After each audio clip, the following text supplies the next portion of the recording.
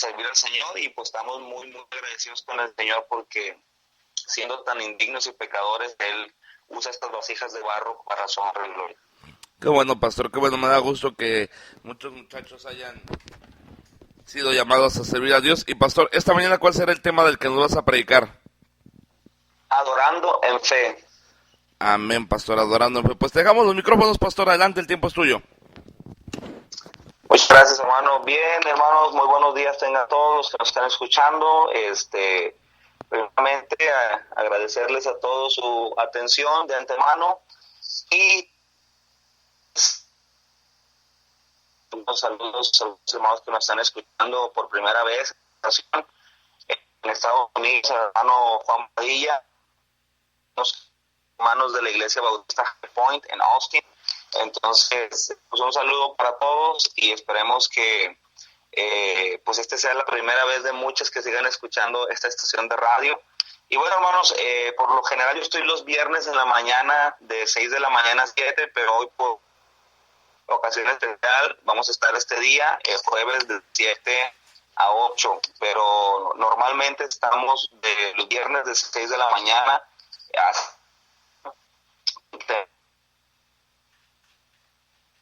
acerca de adorar en fe. Y bueno, el que vamos a tomar en esta mañana es en el libro de Hebreos, el cual quiero leerles antes de empezar. Dice la Biblia en el libro de Hebreos, capítulo número 11, Abel, pero voy a leer desde el verso 1, Hebreos 11:1 dice: es pues la fe la certeza de lo que se espera, la convicción de lo que no se ve, porque por ella alcanzaron buen testimonio los antiguos. Entender haber constituido el universo por la palabra, que lo que se ve fue hecho de lo que no se veía. Y el verso 4, que será nuestro verso, dice: la fe ofreció a Dios más testimonio de que era justo, dando Dios testimonio de sus ofrendas, y muerto aún habla por ella. Un hombre escribió que la muerte nunca es la última palabra en la vida. Un hombre justo. Cuando un hombre deja este mundo, sea justo o injusto, deja algo aquí. Puede dejar algo que crezca, anda como un cáncer, que llene la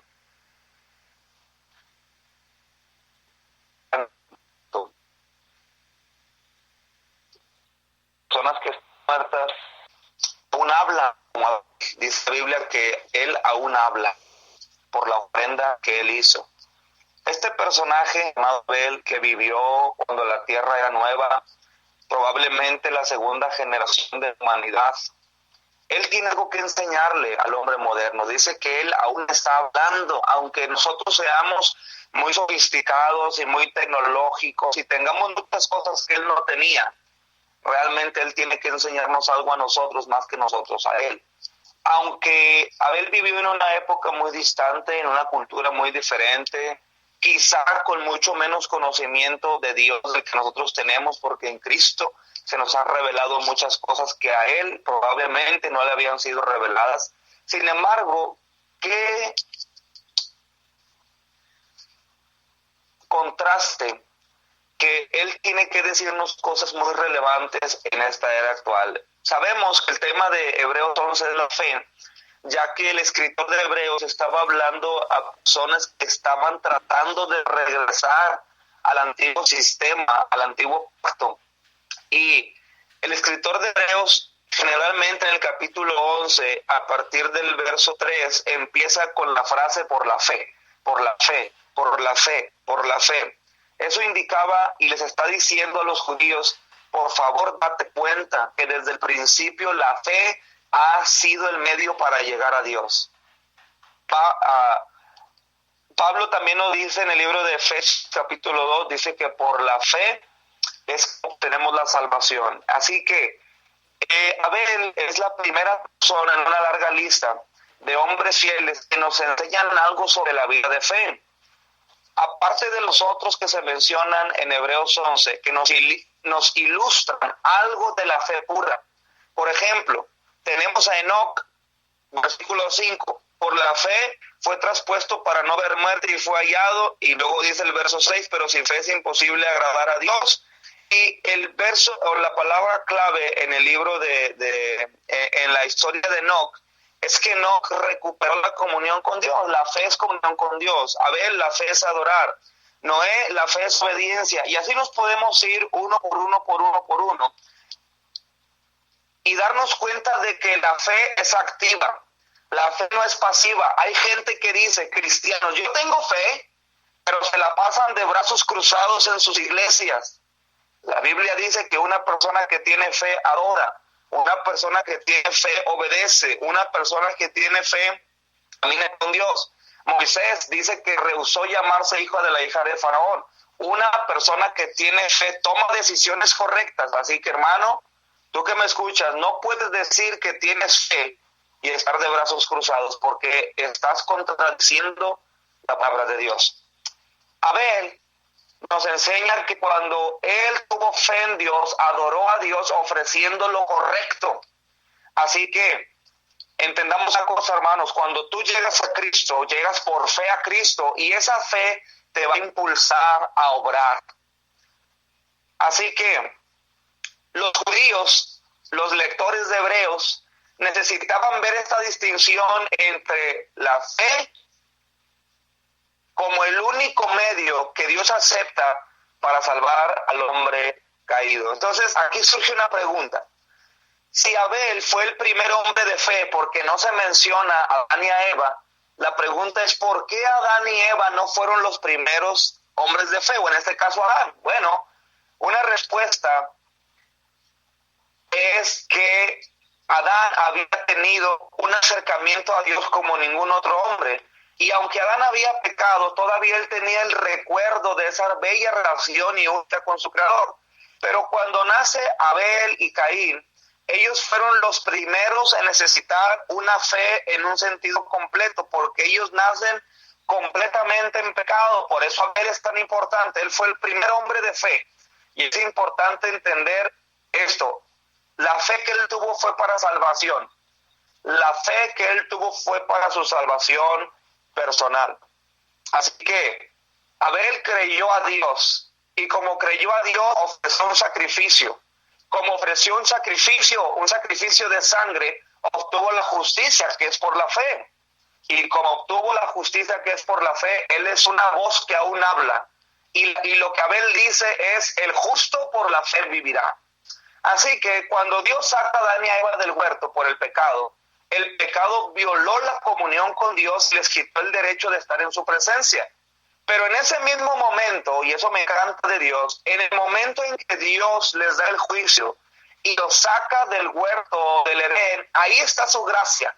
Dice la Biblia que de la raza humana nacería aquel a quien Satanás heriría en el calcañar, pero él lo heriría a Satanás, ¿verdad?, en la cabeza. Dice Génesis 3:15, y pondré enemistad entre ti y la mujer, y entre tu simiente y la simiente suya. Esta te herirá en la cabeza, y tú le herirás en el calcañar. Eso significa que Cristo, que nacería de la simiente de la mujer, conquistaría y destruiría a Satanás y libraría con ello a la humanidad de la maldición del pecado. Observe, hermano, cómo dentro de la maldición estaba la promesa del Redentor. Dios estaba ofreciendo su misericordia en el momento del juicio. Así que probablemente, hermanos, cuando Caín nace, Eva tenía una esperanza equivocada. Cuando Caín nace, Eva había recibido junto con Adán la promesa de que alguien de la simiente de la mujer sería el libertador prometido. Y cuando Caín nace, dice Génesis 4:1, conoció Adán a su mujer Eva, la cual concibió y dio a luz a Caín y dijo, por voluntad de Jehová he adquirido varón. La palabra adquirido significa obtener algo. Probablemente Eva creyó que Caín era el libertador. Habían obtenido al libertador que Dios había prometido. Pero hermanos, este hijo llegó a ser el primer asesino de la humanidad, no el salvador. Incluso dejando de lado la impiedad y la incredulidad de Caín, él no podría haber sido el salvador, porque ningún descendiente físico de Adán puede serlo. Recuerde que María concibió del Espíritu Santo y no de ningún hombre, ya que, como dice el libro de Juan capítulo 3, lo que es nació de la carne, carne es. Hermano, no hay salvación en el hombre mismo. El hombre no se puede salvar por sí mismo porque el hombre es carne y engendra carne. La Biblia dice que lo que nació de la carne, carne es. Por eso Cristo tuvo que venir a morir por nuestros pecados porque Él es nacido del Espíritu Santo. La Biblia dice que en Adán todos mueren y los hijos de Adán no pueden dar una vida que no tienen, es decir, la vida eterna que Cristo nos da. Romanos 5:12 dice, por tanto como el pecado entró en el mundo por un hombre y por el pecado la muerte, así la muerte pasó a todos los hombres por cuanto todos pecaron. Así que hermanos, Caín no podía haber sido el libertador porque era nacido de carne y la carne engendra carne. El significado de Abel, el nombre Abel significa respiro o debilidad. Esto conlleva la idea de brevedad, así que probablemente se refiera a la vida breve que Abel tuvo. Abel, sabemos hermanos, fue pastor de ovejas y Caín labrador de la tierra, dos trabajos aceptables. La concepción de los dos fue posterior a la caída y ambos nacieron fuera de Edén. Así que, como lo dije anteriormente, nacieron en pecado. Vivieron y actuaron como todos los humanos de hoy en día. Eran pecadores, como nosotros. Eran la misma naturaleza que nosotros. Así que es muy importante saber esto, porque esto nos va a llevar a lo que dice Hebreos 11:4, la primera parte. Dice, por la fe Abel ofreció a Dios más excelente sacrificio que Caín. ¿Qué frase? Por la fe Abel ofreció a Dios más excelente sacrificio. Estos versículos nos llevan de vuelta a Génesis, donde leemos del sacrificio de Abel. Póngame atención, esto es la palabra de Dios. Dice, y aconteció andando el tiempo que Caín trajo del fruto de la tierra una ofrenda a Jehová. Y Abel trajo también de los primogénitos de sus ovejas, de lo más gordo de ellas. Y miró Jehová con agrado a Abel y a su ofrenda, pero no miró con agrado a Caín y a la ofrenda suya. Y se ensañó Caín en gran manera y decayó su semblante. Hermanos, quiero hablar de cosas implícitas que están en este texto antes de hablar de las explícitas. Número 1, es muy probable que haya existido un lugar para adorar. Caín y Abel tenían un lugar para adorar. Cuando ellos ofrecían sus sacrificios, debían haber usado alguna clase de altar para hacerlo. La Biblia no menciona que haya uno, pero es perfectamente consecuente con la gracia de Dios que Dios haya provisto algún lugar o los medios para adorarlo desde el principio. 2, había un tiempo para adorar. Qué importante, hermanos. Tú también tienes un lugar para adorar, tu iglesia, y tienes un tiempo. ¿Y cómo sabemos que había un tiempo? Bueno, por la frase andando el tiempo. Esa frase significa literalmente un cierto periodo de tiempo. Probablemente Dios designó un tiempo especial para ofrecer sacrificios a Dios. Dios es un Dios de orden, hermano, y tú lo sabes. Y hay otro hecho que nos muestra que había un tiempo para adorar. Caín y Abel vinieron a ofrecer sacrificio al mismo tiempo, en la misma época. Así que, hermanos, había un lugar para adorar. Había un tiempo, hermano, qué importante, el tiempo de adorar a Dios. Hay un lugar, tu iglesia, y hay un tiempo en el que tú vienes a ofrecer a Dios sacrificio. Sacrificios espirituales, hermanos, ¿y sabes cuál es ese tiempo? El tiempo en que la iglesia se reúne para adorar a Dios.